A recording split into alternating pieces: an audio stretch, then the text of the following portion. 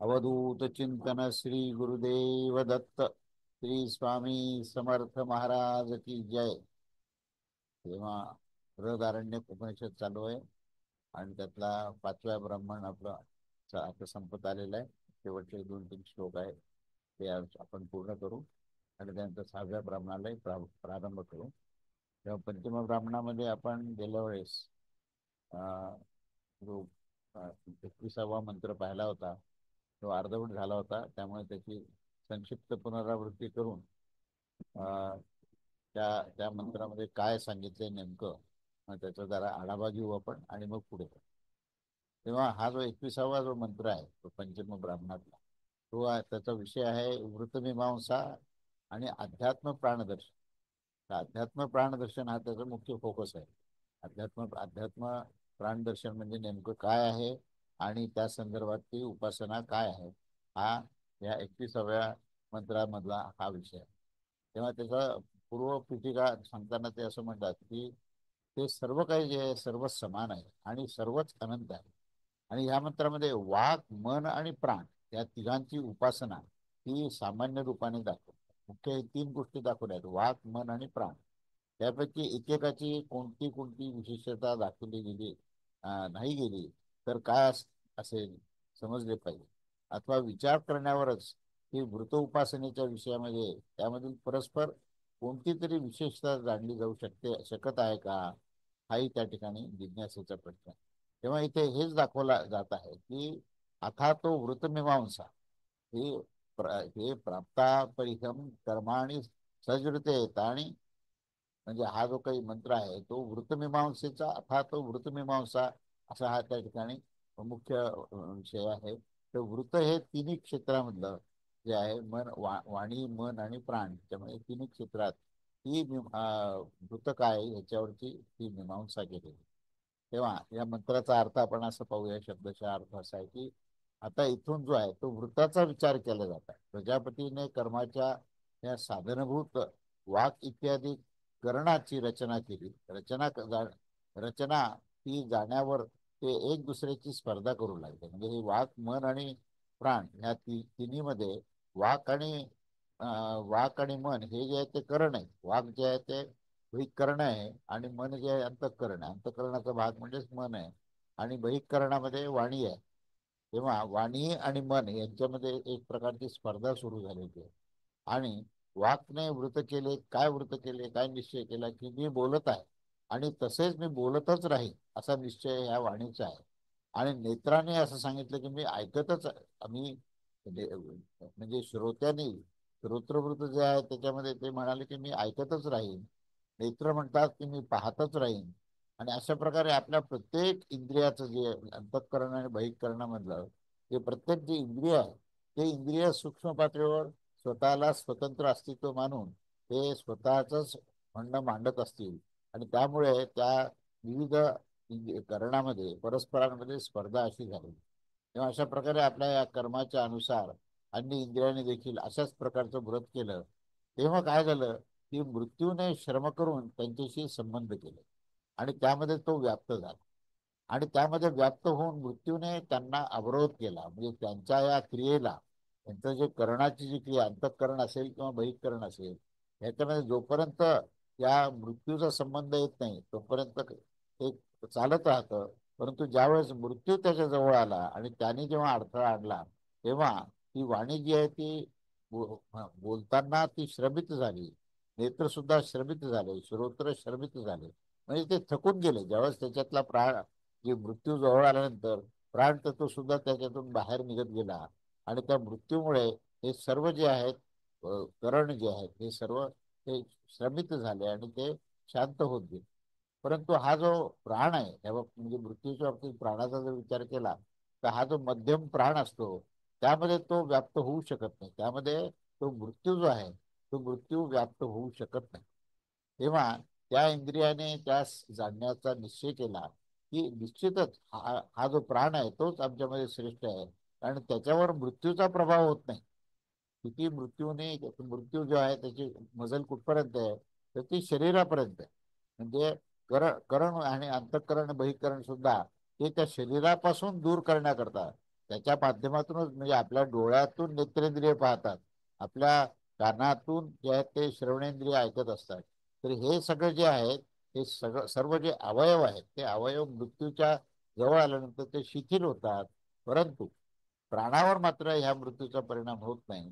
तर तो जो संचार करणारे व संचार न करणारे या दोन्ही ठिकाणी हा व्यथित होत नाही आणि न क्षीण होत असतो. या ठिकाणी ते संचार करणारे असो का नसो, या दोन्ही ठिकाणी प्राण जो आहे कधीही क्षीण होत नाही. तर आम्ही देखील सर्व ह्याचे रूप आहोत असा निर्णय सर्व इंद्रियांनी घेतला. कारण इंद्रियांच्या लक्षात आलं की जोपर्यंत आम्ही स्वतःला श्रेष्ठ समजू तोपर्यंत आम्हाला प्राणाचं सहकार्य मिळणार नाही आणि मृत्यू आपल्यावर झेप टाकेल. तेव्हा त्याच्यावर उपाय एकच आहे की प्रत्येक इंद्रियाने आता प्राणाचं रूप धारण करावं असा निश्चय केला आणि त्यांनी या सर्वांचं रूप धारण करायला सुरुवात केली. म्हणून ह्यांच्याच नावाने प्राण अशा प्रकारे सांगितला जात असतो.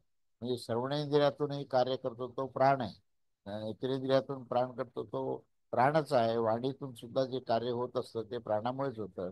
त्यामुळेच या सर्व इंद्रियांना आपण प्रत्यक्ष अनुभवाने अनुभव घेत असतो त्या इंद्रियाच्या माध्यमातून. ज्याप्रमाणे ज्या कुळात आपण असतो आणि त्या कुळात त्याच्याच नावाने बोललं जातं, तसंच हे इंद्रिय जे आहेत ते प्राणाच्याच कुळामधले आहेत असं समजून ते प्राणाच्याच कुळाचे आहेत आणि ते प्राणच त्या ठिकाणी आहेत. म्हणून वाणीलाच प्राण म्हटलेलं आहे, श्रोत्रालाच प्राण म्हटलेलं आहे, आणि नेत्रालाच प्राण म्हटलेलं आहे. याचं कारण काय की ते प्राणालाच ते शरण गेलेले आहे. आणि म्हणून ते ज्याप्रमाणे एखाद्या कुळाचं नाव असेल तेच त्या कुळामध्ये जन्मलेल्या लोकांचं असतं, त्याच प्रकारे या प्रत्येक इंद्रियाला प्राण असं संबोधन करून ते प्राणाच्या कुळात आलेले आहेत. म्हणजे प्राणाला ते आश्रयात गेले आणि त्यांच्याच कुळात आहेत असं त्यांनी सांगितलं. आणि त्यामुळे ते जे काही शुष्क होत होते त्या प्राणाच्यामुळे आणि ते प्राणाचा जेव्हा संबंध तुटतो तेव्हा हे सर्व शुष्क होतात आणि मृत्यू पावतात. तो मृत्यू जो आहे तो मात्र केवळ देहाला आहे. तो मृत्यू हा प्राणाला नाही किंवा जीवात्म्याला नाही. जीवात्मा त्या देहाला सोडून बाहेर जातो आणि तो प्राणाला बरोबर घेऊन जातो. तेव्हा प्राण आणि जीवात्मा हे दोन्ही आहेतच, ते राहतातच.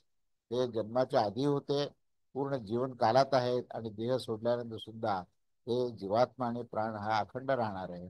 त्यामुळे तोच हा अध्यात्म हा जो शब्द आहे त्या शब्दाचा अर्थ असा आहे की अध्यात्म म्हणजे आपल्यामध्ये अध्यारूत असलेलं जी गोष्ट आहे, जे तत्व आहे त्याला अध्यात्म असं म्हणतात.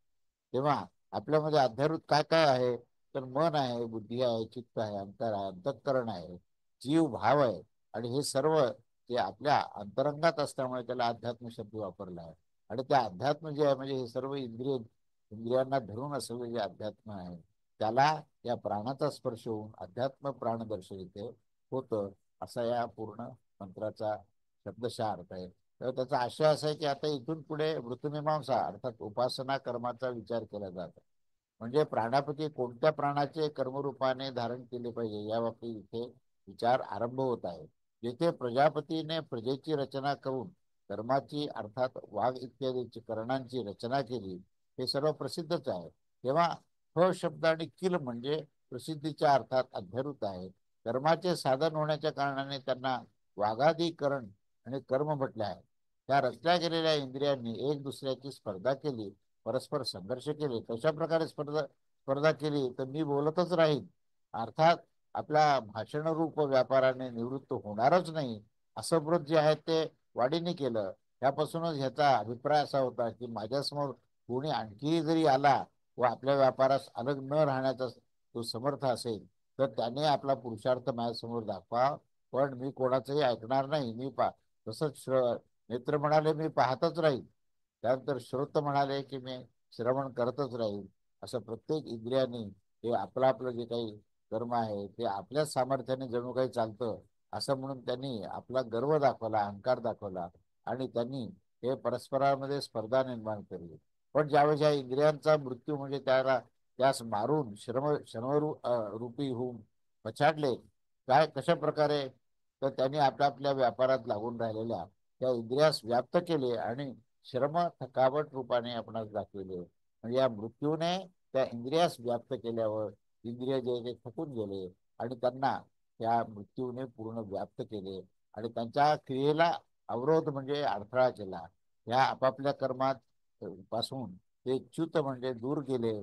आणि या कारणाने आजकाल देखील आपल्या या व्यापार भाषणामध्ये प्रवृत्त असलेल्या या वाक सर्वित हेतांना श्रमरूप मृत्यू संयुक्त होण्याच्या कारणाने तो आपल्या कर्मापासून च्युत होऊन जात असतो. अशा प्रकारे नेत्रेंद्रिय देखील श्रमित होतात, श्रोत्रेंद्रिय देखील श्रमित होतात. आणि ह्या परंतु ह्या प्राणास मात्र, जो हा मध्यम प्राण आहे, जो सर्वांमध्ये कार्यरत असतो, त्यासच हे श्रमरूपी मृत्यूने व्याप्त केलेले नाही. तो त्याच्या समीप पोहोचलाच नाही.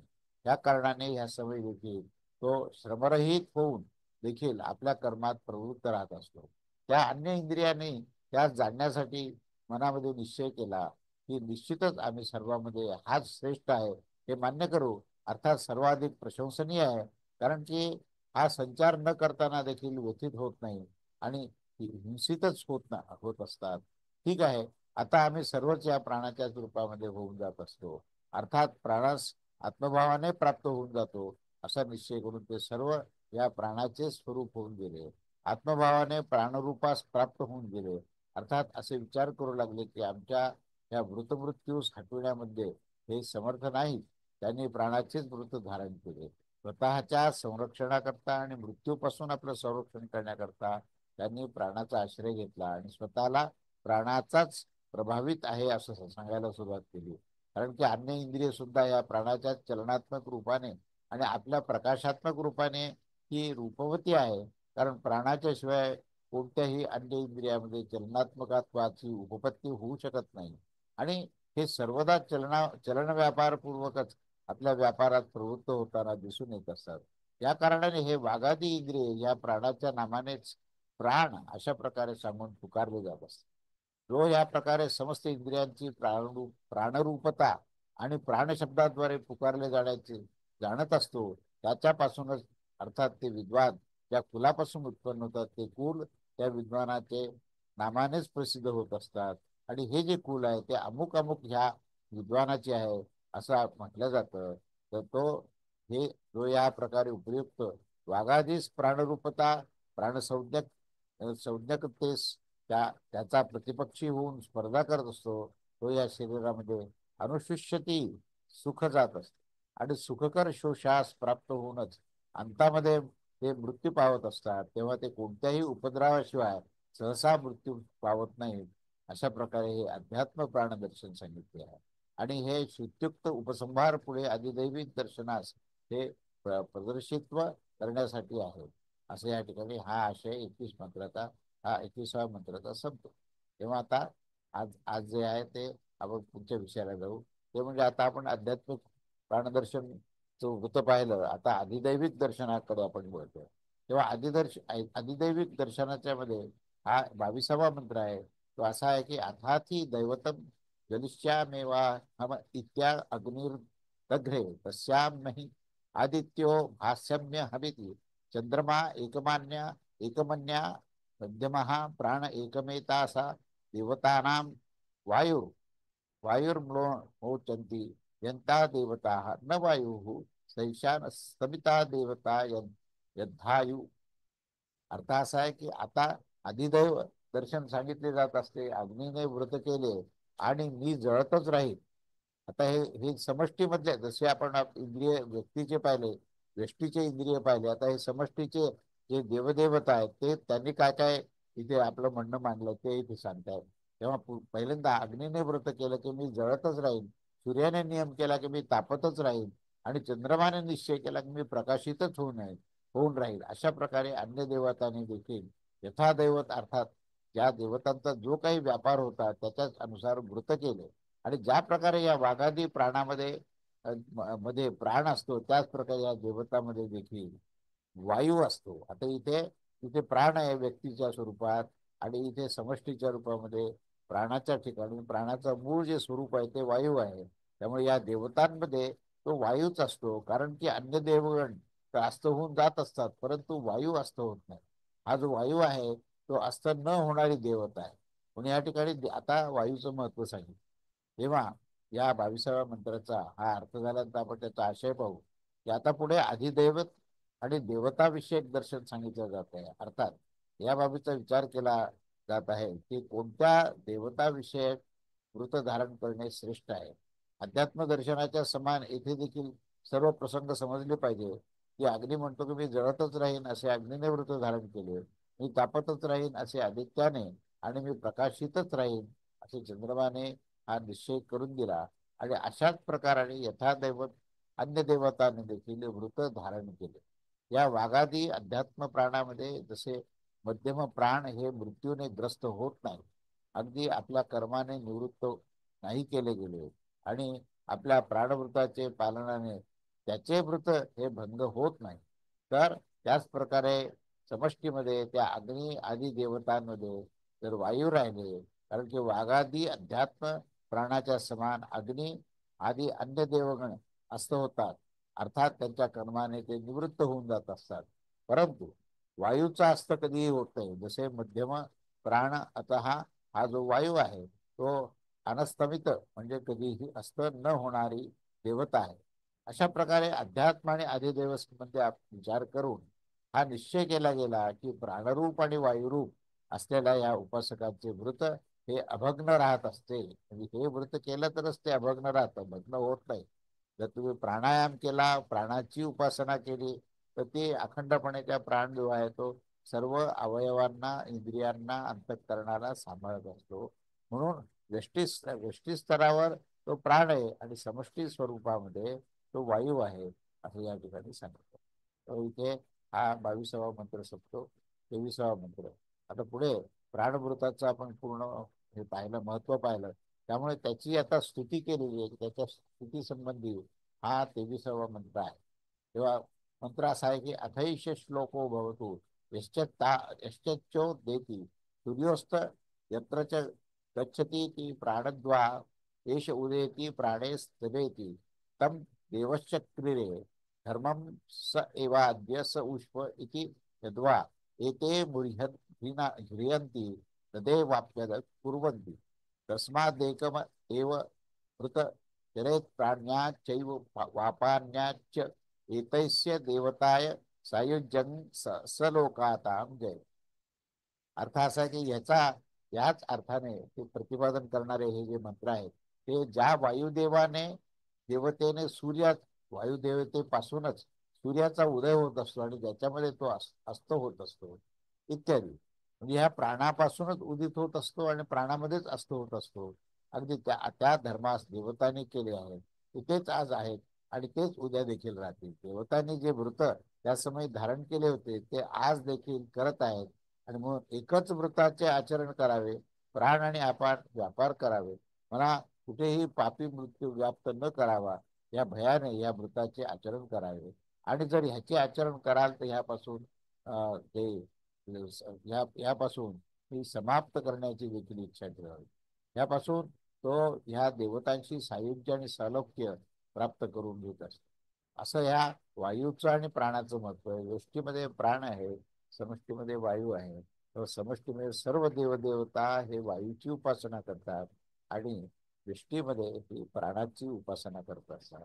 असं हे पूर्ण उपासनेच्या व्रताचं महत्व या 22व्या आणि 23व्या मंत्रात. तेव्हा 23वा मंत्राचा आता आपण आशय पाहूया की ह्याच अर्थाचे जे प्रकाशक असलेला हा जो 23वा मंत्र आहे, तिथून अर्थात ज्या वायूने सूर्य उदित होत असतो आणि अध्यात्म पक्षामध्ये ज्या प्राणाने तो चक्षुरूपाने उदित असतो आणि जेथे वायू आणि प्राणामध्ये ती सायंकाल व पुरुषाच्या सुषुप्ती समजती समयी तो अस्त होऊन जात असतो, त्याच धर्मास देवतांनी केले आणि म्हणजे धारण केले. आणि अर्थात वाघादी इंद्रियामध्ये आणि अग्न्यादी देवतांनी कालामध्ये विचार करून क्रमशः प्राणव्रत आणि वायुव्रत धारण केले. तेच आज ह्या समयी अनुवर्तित असते आणि उद्याच्या या भविष्यामध्ये देखील देवतांच्या द्वारे याचे अनुवर्तन केले जाईल असा ह्याचा अभिप्राय आहे. तेव्हा इथे ब्राह्मण संक्षेपाने ह्या मंत्राची व्याख्या करत असतात. प्राणानेच हा सूर्य उदित होत असतो आणि प्राणामध्येच तो अंत होत असतो, अंत होऊन जात असतो. तम देवशक्रिरे धर्म स एवाद्य स उश्वहा या उत्तरार्धाचे काय अर्थ आहे तर त्यावर दाखवले जात आहे की ह्या वाघादी आणि अग्नादी ह्या समयी क्रमशः त्या प्राणवृत्त आणि वायुवृत्त ह्याचे वर्णन केलेले आहे. तेव्हा हे सर्व त्यांनी हे व्रत धारण केले होते आणि त्यांना आज आज ते आजही देखील करत आहेत आणि त्याचेच अनुवर्तन करीत आहेत. तेव्हा त्याच्याद्वारे व्रत अखंडित आहे, परंतु जो वाघादी आणि अज्ञादीचे व्रत असते ते तर खंडितच असते, कारण ते सायंकाळ आणि सुषुप्तीच्या समयी त्याचे क्रमशः वायू आणि प्राणामध्ये असतो होत असते. म्हणजे आपण जर विचार केला की दिवसभरातून आपण जे काही अनुष्ठान करतो, जी उपासना करतो, म्हणजे अग्निहोत्र करतो किंवा आणखीन काही जे नामस्मरण करतो, हे सगळं जे आहे ते निद्रा अवस्थेमध्ये संपलेलं असतं ते. परंतु निद्रा अवस्थेमध्ये सुद्धा तो प्राण चालत असतो, श्वास चालत असतो. तसंच ह्या देवदेवतांचं सुद्धा ते अनेक प्रकारचे व्रत जरी करत असले, होम हवन यज्ञयाग वगैरे करत असले, तरी त्यांच्या सुषुप्त कालामध्ये वायूचा आधार जो आहे तो अखंड राहतो. म्हणून प्राण आणि वायू ह्याचंच व्रत हे अत्यंत महत्व आहे. वायू आणि प्राणामध्ये सर्व काही अस्त होताना आपण पाहत असतो, परंतु या दोघांचा अस्त मात्र होत नाही. हीच गोष्ट एक अन्य स्थानावर देखील सांगितली आहे. ज्या समयी मनुष्य निद्रित होत असतो त्या समयी वाघ प्राणामध्ये लीन होऊन जातो आणि प्राणामध्येच मन आणि प्राणामध्येच चक्षु आणि प्राणामध्येच श्रोत्र हे लीन होऊन जात असतात. ज्या समयी तो जागृत होऊन उठतो त्या समयी प्राणापासून हे सर्व पुन्हा उत्पन्न होत असतात. ही अध्यात्म दृष्टी आहे. आता अधिदैविक दृष्टी दाखवली आहे की जेव्हा अग्नी अनुगमन म्हणजे शांत होऊन जातो त्या समयी तो वायूच्या अधीन होऊन शांत होत असतो. त्यापासून त्यामध्ये अनुगत म्हणजे अस्त होत असतो असे म्हणले आहे. तेव्हा ज्या समयी सूर्याचा अस्त होत असतो तो या वायूमध्येच त्या सर्व दिशा प्रतिष्ठित होत असतात आणि या वायूनेच ते पुन्हा उत्पन्न होत असतात. असं हे वायूचं महत्व आहे. कारण की वाघादी आणि अग्न्यादीमध्ये हेच मृत अनुगत असते. अर्थात वायू आणि प्राणांचा जो परिस्पंद रूप धर्म आहे तोच समस्त देवतांमध्ये अनुवर्तित होणारे हे वृत्त असते. कारण या वृत्ता त्या कारणानेच अन्य कोणाशी या एकच व्रताचे आचरण केले पाहिजे. म्हणजे एक तर प्राणाशी तुम्ही हे करा आणि देवतांनाही सांगितले की तुम्ही वायूचेच व्रत घ्या, हे एकच व्रत तुम्ही धारण करा. तेव्हा ते प्राणन व्यापार करून अपज्ञान म्हणजे अपान व्यापार करावा. कारण की प्राण आणि अपानाचे व्यापार हे प्राणन आणि अपानन हे कधीही निवृत्त होत नाही. तर तुमचा श्वास अखंड चालतो, प्राण आणि अपान ही प्रक्रिया अखंड चालू असते. म्हणून त्याच्यावर लक्ष द्या, ती खरी साधना होईल. आणि म्हणून या सर्व ह्या भयाने का असेना पण मला श्रमरूपी पापात्मा मृत्यू कधीही प्राप्त होऊ नये आणि म्हणून ना त्या प्राणाची उपासना प्राणाचं व्रत करायचं आहे. अन्य इंद्रियाच्या व्यापाराची गोष्ट सोडून एक ह्या व्रताचेच आचरण करावे. येथे नेत शब्द परभयाच्या अर्थाने लावलेला आहे. अभिप्राय असा आहे की जर मी या व्रतापासून च्युत होऊन जाईल, अर्थात अशा प्रकारे भयाने प्राणमृतास धारण करावे, तर आपल्याला मृत्यूचं भय राहणार नाही. जर कधी प्राणमृताचे आचरण आरंभ केले तर त्या समाप्त करण्याची इच्छा ठेवावी. कारण की जर या मृताच्या मध्येच सोडून देईल तर प्राण आणि देवतांचा पराभव होईल. या कारणाने त्या समाप्त केलेच पाहिजे. ते न उ अर्थात त्या प्राणतत्वाची प्राप्तिरूप वृत्ताने समस्त भूतामध्ये वाघादी आणि अग्न्यादी माझे स्वरूप आहे आणि मी प्राणरूप आत्मा सर्वांचे परिस्पंदन करणारा आहे. या प्रकारे या व्रतास धारण केल्याने या प्राणदेवतेचे सायुज्य संयोग अर्थात एकरूपतेने आणि विज्ञानाच्या मंदतेने तुलनेत सलोकता आणि समानता ही विज्ञानाच्या दृष्टीने आहे. असं या लोकांमध्ये अर्थात समानस्तत्वास जिंकून घेतो, अर्थात त्यास तो संपूर्णपणे तो प्राप्त करून घेत असतो असं विधान या ठिकाणी केलंय. आणि याप्रमाणे बृहदारण्यक उपनिषदाच्या भाषामध्ये हे प्रथम अध्यायातील पंचम ब्राह्मण इथे संपुष्ट झालेलं आहे. आता शेवटचा ब्राह्मण आहे तो म्हणजे षष्टम ब्राह्मण आहे आणि षष्टम ब्राह्मण झाल्यानंतर पहिला अध्याय आपला परिपूर्ण होईल. तेव्हा आता आपण षष्टम ब्राह्मण प्रारंभ करूया. षष्ट ब्राह्मण पूर्वोक्त अविद्या कार्याचा आता उपसंहार केलेला आहे आणि नाम हे सामान्य भूता वाक्तत्वामध्ये पूर्वी जी काही आतापर्यंत अविद्येचा जो भाग सांगितला तो काय काय सांगितला त्याचा आता उपसंहार आहे. आणि नाम हे सामान्य भूत वाणीमध्येच कसे असते त्याचंही ह्या षष्टम ब्राह्मणामध्ये पूर्ण वर्णन. तेव्हा साध्य साधन रूप व्याकृत जग, व्याकृत म्हणजे व्यक्त जग आणि प्राणाप्त प्राप्तीपर्यंत उत्कर्ष असणारे त्याचे फल देखील अविद्येचे विषय रूपाने आरंभ केले.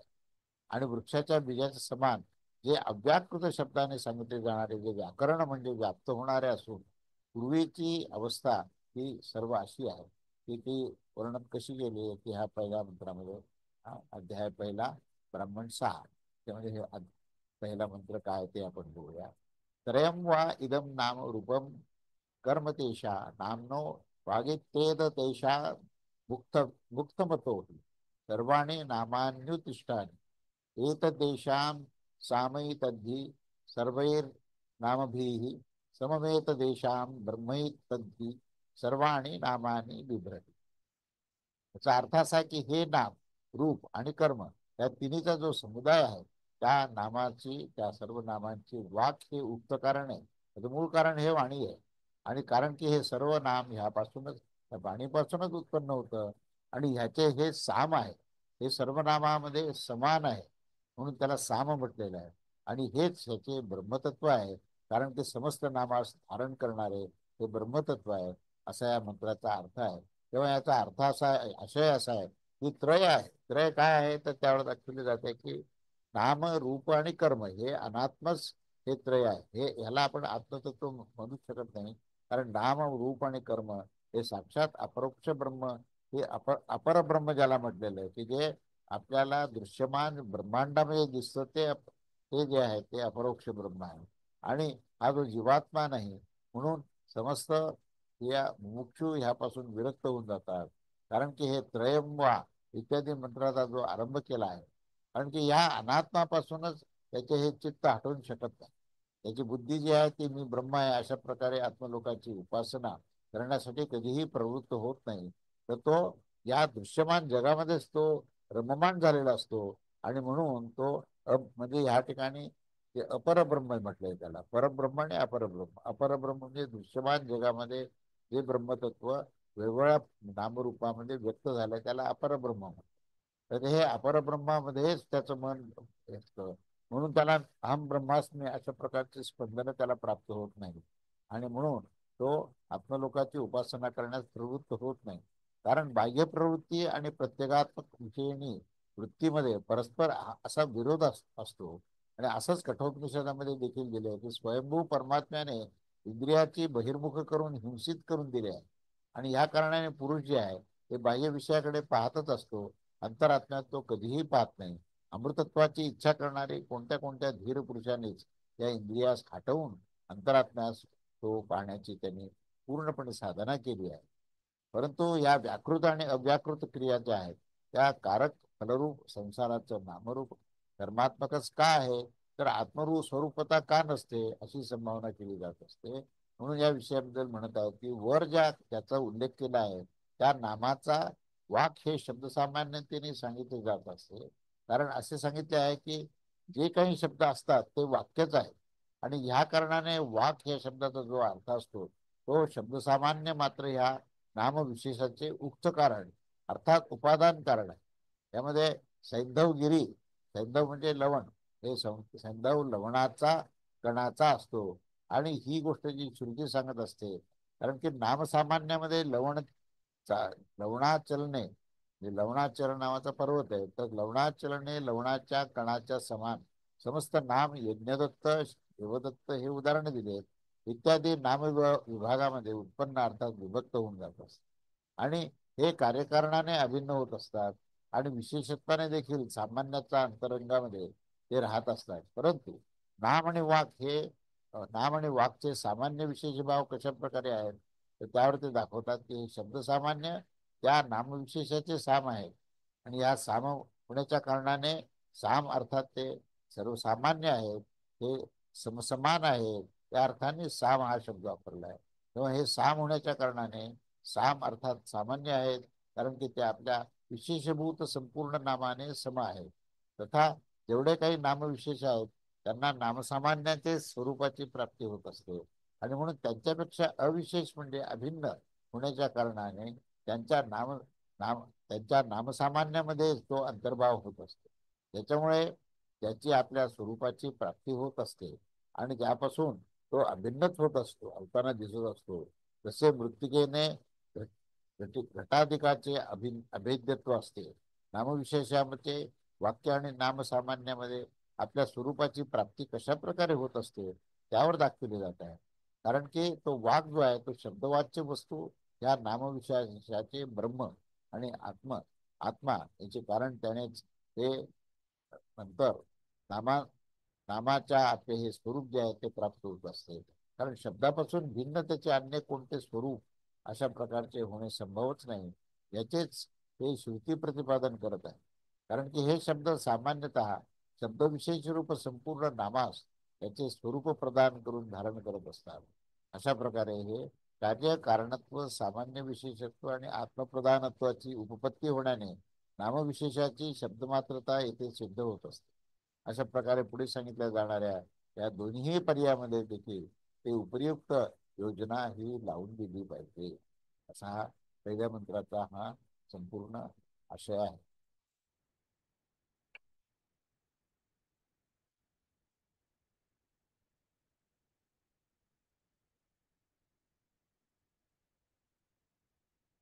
आता दुसरा मंत्र षष्टम ब्राह्मण. दुसरा मंत्र जो आहे तो रूपसामान्य चक्षुचे वर्णन. त्या जे सामान्य रूप पाहणारे चक्षु आहे त्या चक्षुचं जे रूपसामान्यत्व आहे त्याचं हे वर्णन आहे. तेव्हा मंत्र असा आहे की अथरूपाणाम चक्षुरित्येता तेषां मुक्तमतो ही सर्वाणि रूपाणि तिष्ठन्त्येत तेषां समैतद्धि सर्वैः रूपैः सममेतद्देशां ब्रह्मैतद्धि सर्वाणि रूपाणि विभरती. आता असा याचा अर्थ असा आहे की आता रूपांचे चक्षु सामान्यत्व आहे ते याचे उक्त आहे आणि यापासून समग्र रूप उत्पन्न होत असते. हे त्याचे साम आहे. कारण की हे समस्त रूपांचे साम आहे आणि हेच त्याचे ब्रह्म आहे. कारण की हेच समस्त रूपांचे धारण करत असतात. धारण करणारा तत्व ब्रह्म आहे आणि सर्वत्र समसमान त्याच्यामध्ये व्याप्त होणं ते सामतत्व आहे. आणि ते सामतत्व हेच ब्रह्मतत्व आहे. विशेषतः आपल्याला असं लक्षात येईल. तेव्हा प्रत्येक सिद्धांतामध्ये त्याने साम आणि ब्रह्म अशा शब्दाचा तिथे वापर केला आहे. तसे या ठिकाणी चक्षुबद्दल सांगितले की चक्षुमध्ये रूप जे आहे ते साम आहे आणि त्या रूपाचे जे काही ब्रह्म जे आहे त्या रूपाचे साम आणि हे त्याचे ब्रह्म म्हणजे हेच त्याचं धारण रूपाने ज्याने धारण केलेलं आहे तो धरता जो आहे तो अधिष्ठानामध्ये असणारा तो ब्रह्म आहे आणि मग हेच ते समस्त रूपास धारण करत असतात असा या मंत्राचा अर्थ आहे. तेव्हा त्याचा आपण आता आशय बघूया. ब्राह्मण 6 आणि मंत्र क्रमांक 2. आता शुक्ल कृष्ण म्हणजे गौर श्याम इत्यादी चक्षूंचे चक्षु जी सामान्य आहेत अर्थात चक्षुचे विषयभूत रूपांचे सामान्य चक्षु शब्दाने सांगितले आहे. म्हणजे शुक्ल आणि कृष्ण हे सांगितले आहे ते चक्षुचे चक्षु म्हटले म्हणजे चक्षुचेच वर्णन आहे. ते चक्षुला जेव्हा आपण अन्य चक्षुने पाहतो तेव्हा शुक्ल आणि कृष्ण अशा प्रकारे किंवा गौर आणि श्याम अशा प्रकारे दर्शन आपल्याला होतं. म्हणून त्याला चक्षुचे चक्षु म्हटलेलं आहे. हे चक्षुचे विषयभूत रूपाचे सामान्य चक्षु शब्दाने सांगितले जाणारे हे रूपसामान्य अथवा प्रकाश्य सामान्य सांगितले जातात आणि यामुळे सर्व रूप उत्पन्न होत असते. हेच त्याचे साम आहे. कारण की हे समस्त रूपाचे साम आहे आणि हे याचेच ब्रह्म आहे. कारण की हेच समस्त रूपास धारण करत असतात. असं त्यांनी त्याचं सामतत्व काय आहे आणि ब्रह्मतत्व काय आहे या दोन्हीच या ठिकाणी रूपामध्ये चक्षुचा जो काही प्रभाव असतो तो या ठिकाणी वर्णन केलेला. त्यानंतर आता कर्मसामान्य आत्म्यामध्ये सर्वांचा अंतर्भाव दाखवतो. आता इथे बऱ्याच ठिकाणी जो आत्मा शब्द वापरला आहे त्या आत्म्यामध्ये आपल्याला तो आत्म्याचा खरा अर्थ काय आहे हे आपल्याला कळायला पाहिजे.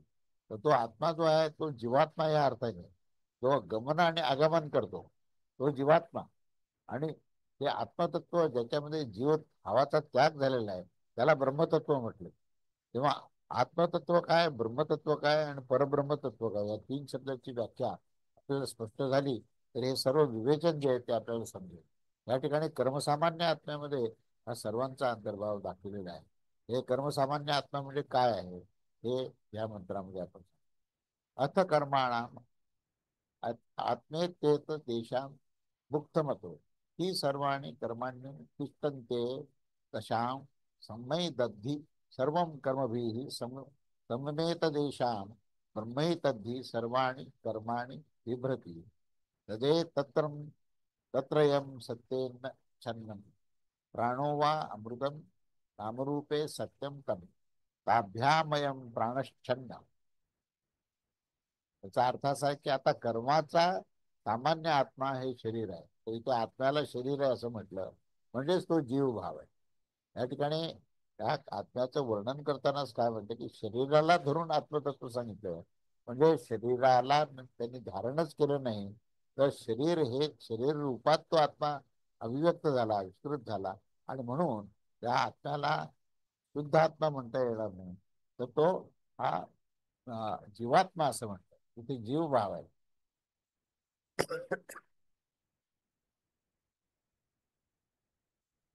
जीवभावामध्ये कर्तृत्व भाव भोक्तृत्व भाव येतो. मी करता आहे, मी भोगता आहे, असा हा जीव भाव आहे. आणि ह्या जीवभावाला आधारभूत तत्व जे आहे ते आधारभूत तत्व आत्मा आहे. ते आधारभूत तत्व हा प्राण आहे. त्या प्राणामुळे आणि त्या आत्म्यामुळे तो क्रियाशील होतो. म्हणून या ठिकाणी जीव हा जो शब्द आहे तो प्रकृतीला धरून आहे. जीव जो आहे तो प्रकृतीमध्ये आसक्त आहे. त्याने ह्या इंद्रियांना धारण केलेलं आहे. त्याने मनबुद्धी चित्त अहंकार या अंतःकरणाला धारण केलेलं आहे. आणि तो जीव जो आहे तो या सर्व सृष्टीमध्ये या ब्रह्मांडामध्ये तो भोगप्राप्ती करण्याकरता असतो. जिथे जिथे जीव भाव आहे तिथे तिथे भोगप्राप्तीची इच्छा आहे, कामना आहे, आसक्ती आहे. आणि तो आत्मतत्वापासून तो ऊर्जा प्राप्त करत असतो. म्हणून तो जीवात्मा आहे. आता इथे जे सामान्य आत्मा हे शरीर आहे असं म्हटलं, तर तेव्हा हा जो आत्मा शब्द वापरलाय तो म्हणजे जीवभाव या अर्थाने ते वापरला आहे. त्यामुळे ह्या सर्वांपासून हे कर्म उत्पन्न होत असतं. आणि हेच ह्याचे साम आहे. कारण ही हे समस्त कर्माचे साम आहे. आणि हेच त्याचे ब्रह्म आहे. कारण ते समस्त कर्मास धारण करणारे आहे. तेव्हा हे तीन होताना देखील एकच आत्मा असतो. आणि आत्मा देखील एक असताना हे तीन होत असतात. तेव्हा ते हे अमृत सत्याने आच्छादित असते. प्राणच अमृत आहे आणि नामरूप सत्य आहे. याच्यापासून हा प्राण जो आहे तो आच्छादित होतो. असा या म्हणजे ह्याचा शब्दशः या मंत्राचा अर्थ आहे. तेव्हा त्याचा जो आहे आशय जो आहे तो आशय आपण पुढच्या रविवारी करूया. अवधूत चिंतन श्री गुरुदेव दत्त. श्री स्वामी समर्थ महाराज की जय.